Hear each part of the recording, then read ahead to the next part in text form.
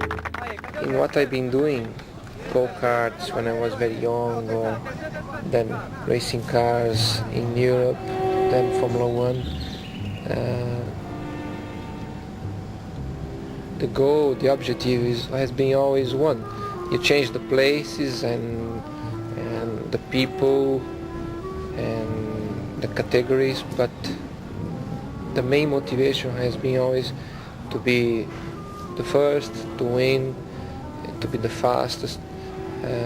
It's the best motivation, if not the only one, the real motivation to do my profession, that keep you strong, keep you happy, because it's a big challenge. It is difficult, of course, so when you get it, it's an extraordinary feeling.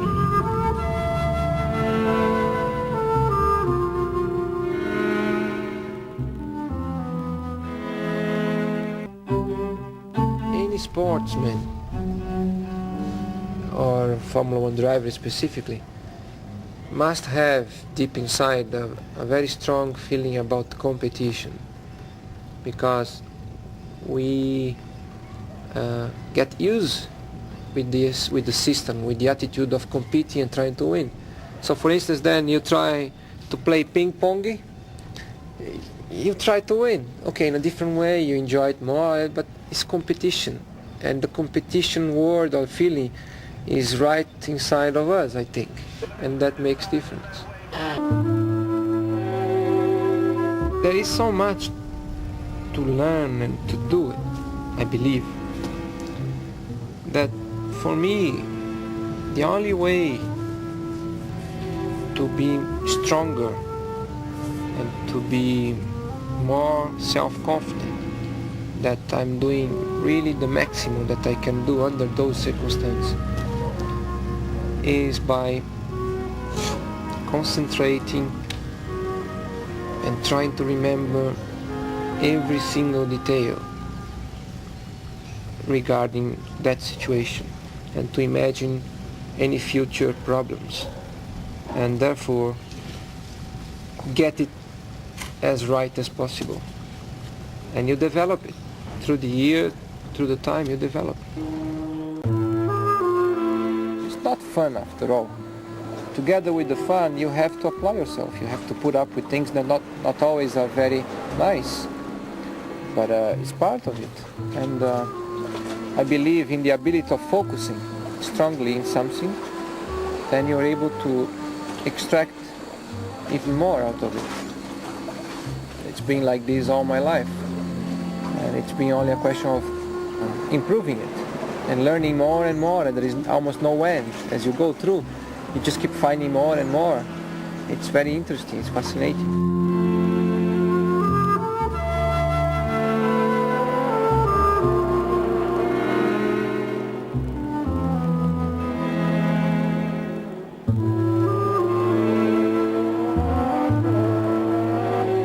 One of the things that was most awe-inspiring about him as a race driver was his ability somehow to detach his mind from the physical requirements of driving the car. And those physical requirements are very high. The G-loads, the physical strength involved in turning the wheel, the braking and so forth and so on. But somehow he managed to separate his mind from those actions, with the result that his mind was fully functional even on a pole position lap.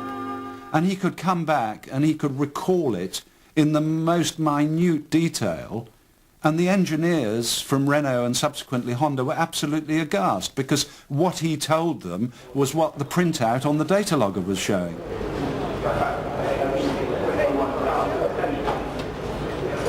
The car is an extension of you, is an extension of your body, because you are tight as part of it.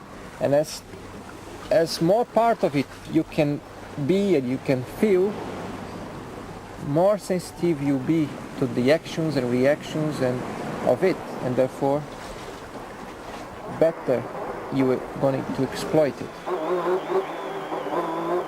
It's the body work that gets the airflow through and gets the aerodynamics to work well. is the strength of the chassis that will save you from accidents. It's the power of the engine that will power you forward. It's the ability of the brakes to stop you.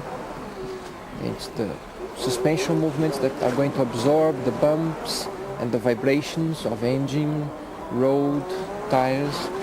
The tires are going to roll you forward smoothly, will give you the grip to stop if you need to stop quick, go forward if you need to go forward quickly, turn quick. I could describe so many things about it, so many details, but you are part of it, and more you can be part of it, more you can be one unique thing, for sure better you do.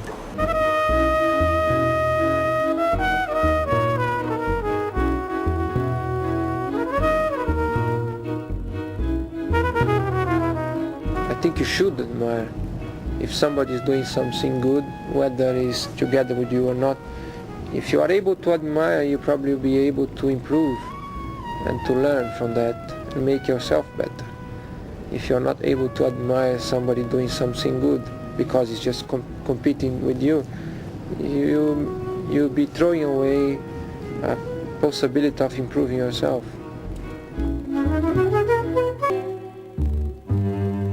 Being wet, it's always a tremendous risk to lose the car control, or somebody lose the car control and you get involved into an accident.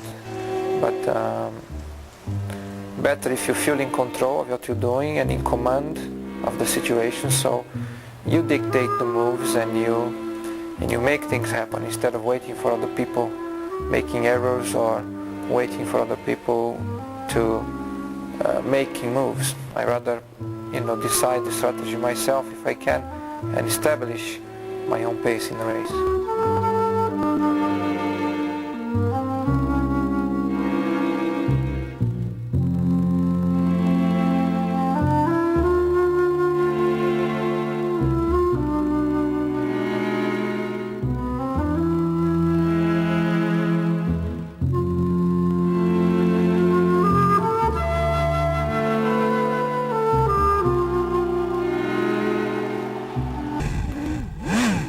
We are all on the limit. The car is on the limit. The human being is on the limit. That's what is all about motor racing. That's what is all about Formula One. Athlete means in motor racing or football or tennis or any activity, always put himself under a lot of stress, a lot of pressure, and leaves behind in life lots of things in favor of his passion. And you train your body to do what you want it to do, not what your body wants to do.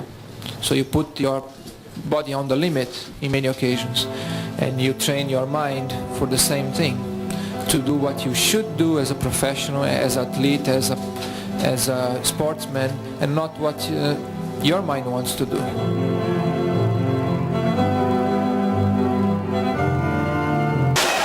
E eu realmente sou privilegiado, eu sempre tive uma vida muito boa.